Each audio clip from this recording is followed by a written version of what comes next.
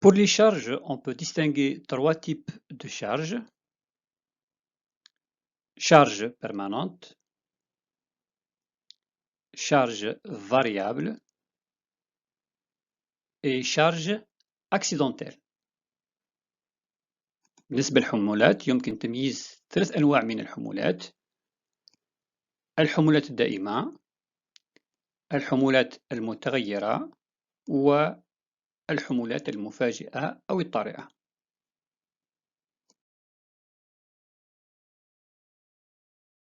Caractéristiques d'une charge permanente: l'intensité constante, la durée d'application durable. Exemple d'une charge permanente: le poids propre d'une poutre. إذا بالنسبة للحمولات الدائمة تمتاز بشدة ثابتة وبزمن تطبيق دائم، بمعنى ما دام هناك بناء فهناك حمولة. مثال بالنسبة لحمولة دائمة: وزن رافدة أو عارضة.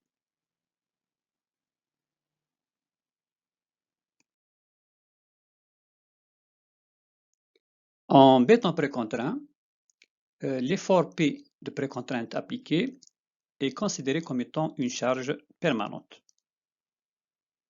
في الخرسانة مسبقة الإيجاد، جهد الانضغاط المطبق P يعتبر حمولة دائمة.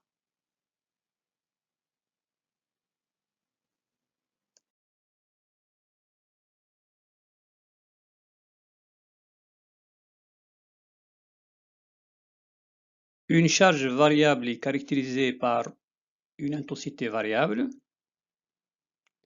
et une durée d'application non durable. Exemple d'une charge variable: le vent. حمولة متغيرة تمتاز بشدة متغيرة وبزمن تطبيق غير دائم.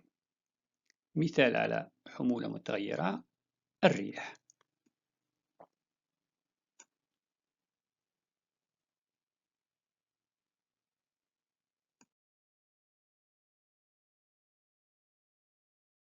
Pour les charges variables, on peut distinguer les charges d'exploitation, les charges d'exécution et les charges climatiques: neige, vent, température. بالنسبة للحمولات المتغيرة يمكن نميز حمولات الاستعمال أو الاستغلال، حمولات الإنجاز، والحمولات المناخية: ثلج، رياح، وحرارة.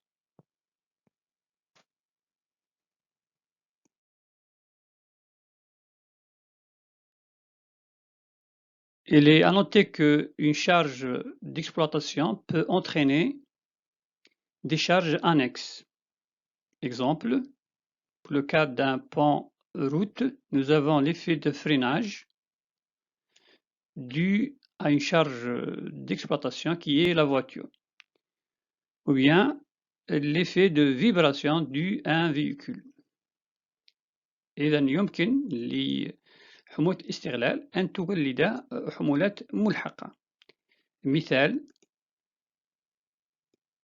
تأثير الكبح الناتج من حمولة استعمال التي تكمن في السيارة أو من تأثير الاهتزازات الناتج من مركبة معينة.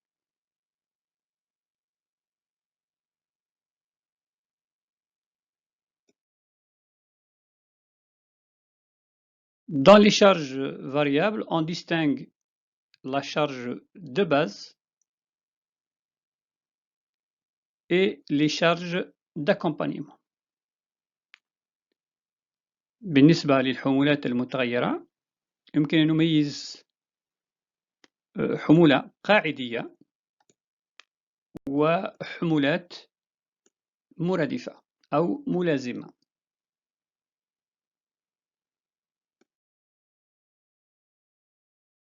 Exemple, la charge Q la charge d'exploitation peut être considérée comme étant une charge de base, alors que les charges vent, neige, température peuvent être considérées comme étant des charges d'accompagnement.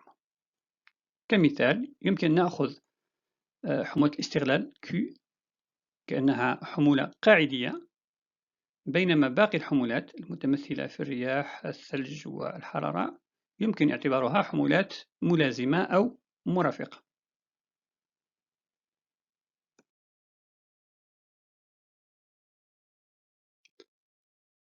Comment considérer une charge donnée comme étant une charge de base?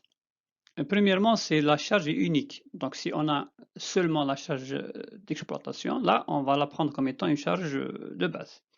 Sinon, la charge de base serait la charge la plus élevée, ou bien la charge la plus fréquente, ou bien la charge qui donne la combinaison la plus défavorable. C'est-à-dire, si on va prendre, par exemple, la charge Q comme étant la charge de base et les autres d'accompagnement, ensuite le vent comme étant la charge de base et les autres comme d'accompagnement, etc. Et on va prendre la charge de base, la charge qui donne la combinaison la plus défavorable. إذا كيف يتم اختيار حمولة معينة على أنها حمولة قاعدية؟ أولا إذا كانت الحمولة وحيدة، فإذا كان لدينا فقط حمولة الاستغلال شارج Q، فهذه الحمولة ستؤخذ على أنها حمولة قاعدية. وإلا الحمولة المرتفعة الأكثر ارتفاعا أو الأكثر شيوعا وظهورا، أو الحمولة التي تعطينا التوليفة الغير مناسبة، بمعنى نأخذ توليفة بحيث نعتبر Q هي الحمولة القاعدية والبقية حمولة ملازمة، ثم نأخذ الرياح حمولة قاعدية والباقي ملازمة أو مرادفة، ونقوم بحساب جميع هذه الحمولات أو جميع هذه التوليفات combinaison، فنأخذ la combinaison la plus défavorable، أي التوليفة الغير مناسبة أو الغير ملائمة.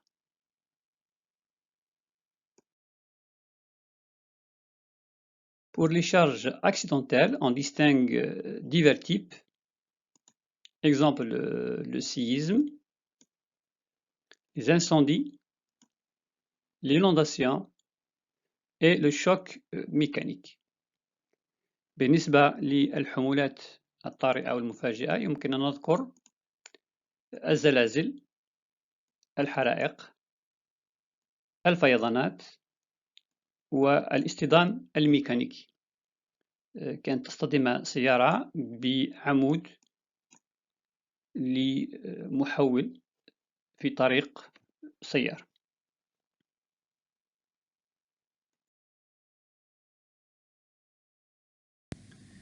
combinaison de charge أو التوليفة، توليفة الحمولات. رأينا فيما سبق أن هناك عدد كبير جدا من الحمولات، حمولات الدائمة والحمولات المتغيرة. عمليا لا ندخل جميع هذه الحمولات في الحسابات الهندسية من منطلق أن هناك حمولات تحدث وحمولات لا تحدث بالنسبة لبناء معين، وهناك حمولات تحدث بقوة معينة وحمولات أخرى تحدث بقيمة أضعف، وبالتالي هناك ما يعرف بالتوليفة أو لا كومبينيزون. بالنسبة للخرسانة المسبقة الإجهاد نميز التوليفات التالية. في الحالة الحدية القصوى ليميت أولتيم هناك لا كومبينيزون فوندامونتال، التوليفة الأساسية، وهذه التوليفة يدخل فيها جميع الحمولات الثابتة والمتغيرة من دون الحمولات الطارئة. ثانيا كومبينيزون أكسيدونتال، في هذه التوليفة ندخل تأثير الحمولات الطارئة أو الحمولات المفاجئة على البناء. لطالب دو سيرفيس الحالة الحادية للتشغيل هناك 3 أنواع من التوليفات. أولا التوليفة النادرة كومبينيزون رار، كومبينيزون فريكونت التوليفة الشائعة،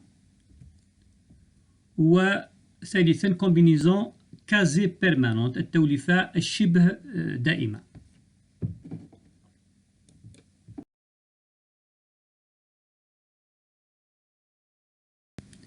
بالنسبة للحالة الحدية القصوى وفيما يخص التوليفة الأساسية أو القاعدية combinaison fondamentale هي على الشكل التالي: القوة المطبقة donc c'est l'effort de précontrainte والذي يكون مساوي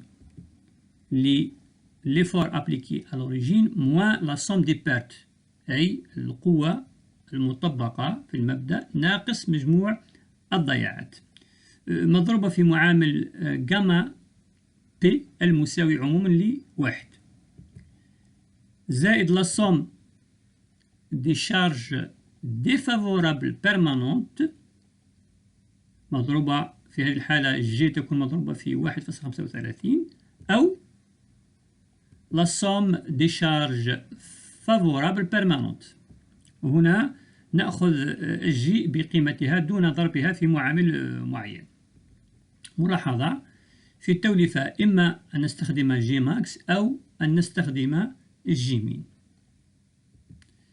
زائد قيمة الحمولة المتغيرة الأساسية المضروبة في معامل أمان هم من يساوي 1.5 زائد مجموع قيم الحمولات المتغيرة المرافقة. بسي صفر هو عبارة عن معامل يستخرج من الجدول. بالنسبة للتوليفة الطارئة combinaison accidentelle هي على النحو التالي: نلاحظ أن هذه التوليفة تحوي الحمولة الطارئة FA c'est la charge accidentelle الغير موجودة في الحمولة الأساسية، وأيضا هناك معاملات بسي واحد وبسي اثنين الذين يمكن نستخرجهم انطلاقا من جداول معينة.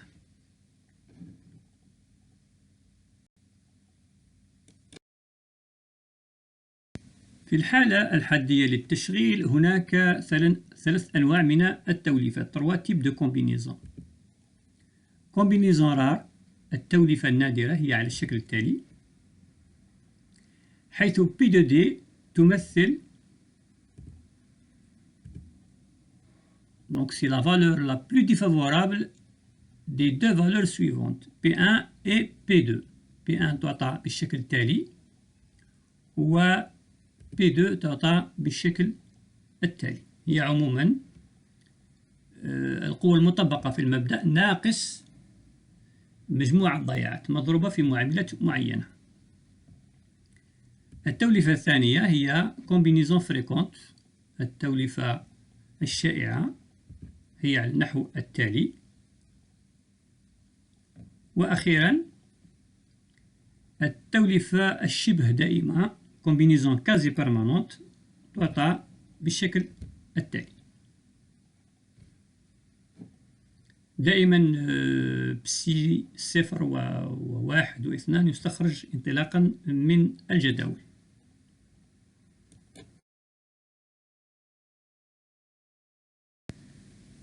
بالنسبة لقيم بسي فيمكن استخراجها انطلاقا من الجداول. فإذا كان الأمر يتعلق بالبناء فيمكن أن نستخرج قيم بسي انطلاقا من الجدول التالي. إذن هنا علي أن أحدد طبيعة البناء، وانطلاقا من طبيعة البناء يمكن أن نستخرج بسي صفر وبسي واحد وبسي اثنان.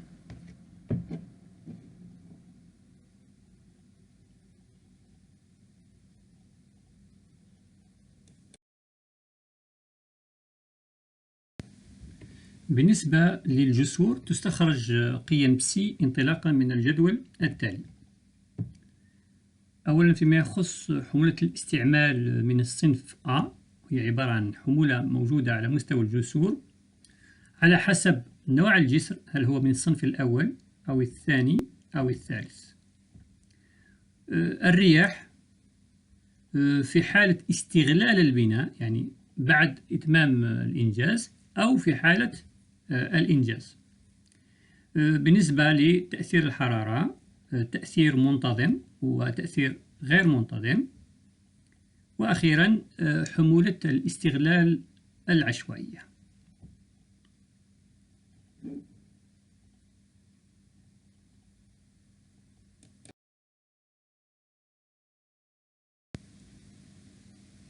الحمولات المناخية تعطى قيم بسي انطلاقا من الجدول التالي.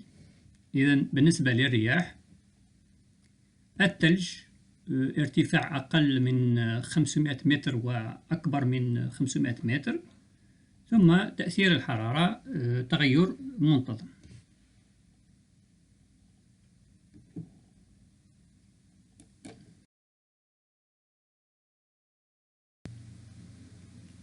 En béton précontraint, on distingue 5 types de sections. La section brute, la section nette, la section homogène, la section homogène réduite et la section d'enrobage.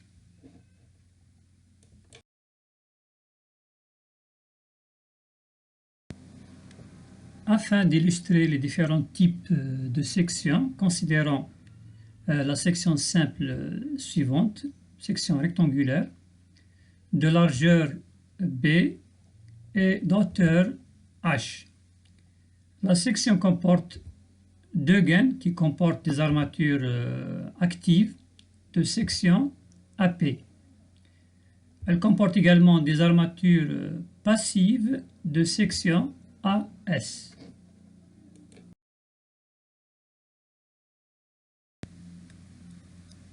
La section brute, c'est la section du coffrage sans prendre en considération la réduction des conduites et des ancrages. De ce fait, la section brute sera B multiplié par H.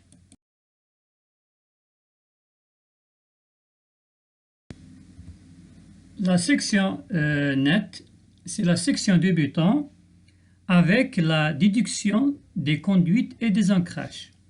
De ce fait, la section nette serait la section brute moins la section du vide.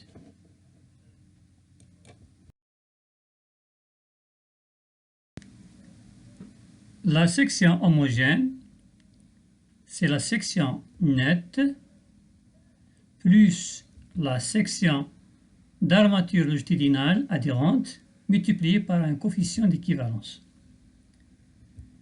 Ce coefficient prend la valeur de 5 pour les actions de courte durée et la valeur de 15 pour les actions de longue durée.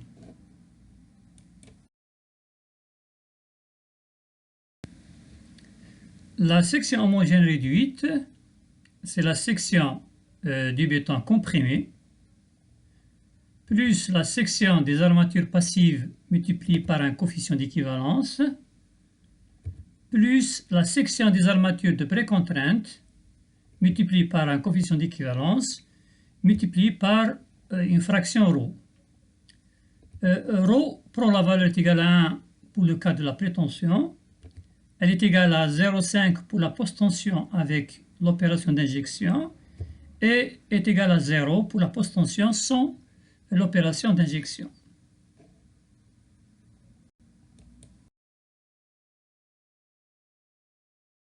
La section d'enrobage, c'est la surface délimitée par le contour de la section et les deux parallèles à une distance C des câbles de la précontrainte. Donc la section hachurée, c'est la section d'enrobage. إذن بالنسبة للحمولات المستعملة على مستوى الجسور هي حمولات متعددة ومختلفة، وبالتالي تظهر الحاجة إلى استعمال حمولات مرجعية أساسية. هذه الحمولات هي أولا شارج سور لي تروتوار، يعني الحمولات الموجودة على مستوى الأرصفة. سيستم دو شارج A، نظام حمولة من الصنف A ألف. نظام من الصنف B، سيستم دو شارج B، وهنا نميز ثلاث أنواع. B de C يعطى بالشكل التالي.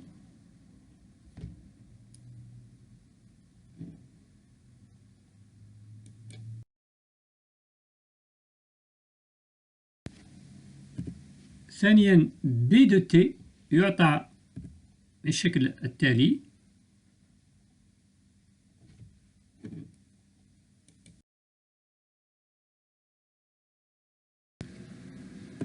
ثالثا سيستم بي ار، نظام بي ار يعطى بالشكل الموالي.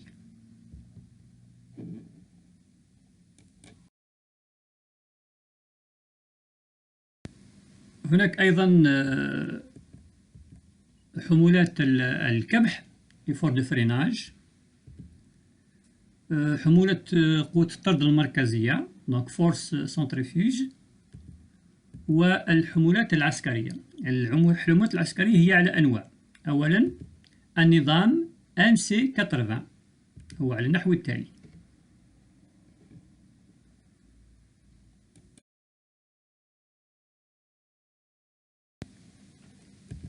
القافلة ME 80 تعطى بالنحو التالي: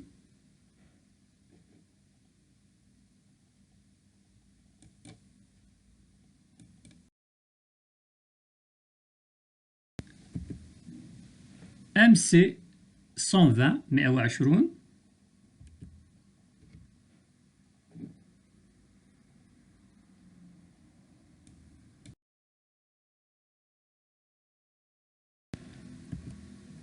و ME 120 120.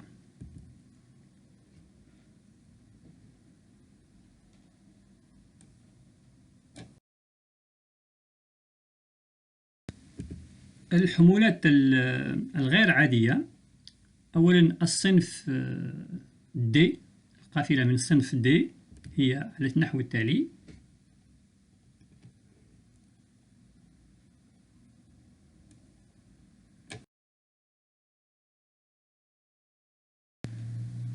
وأخيرا القافلة من الصنف E وتعطى بالشكل التالي.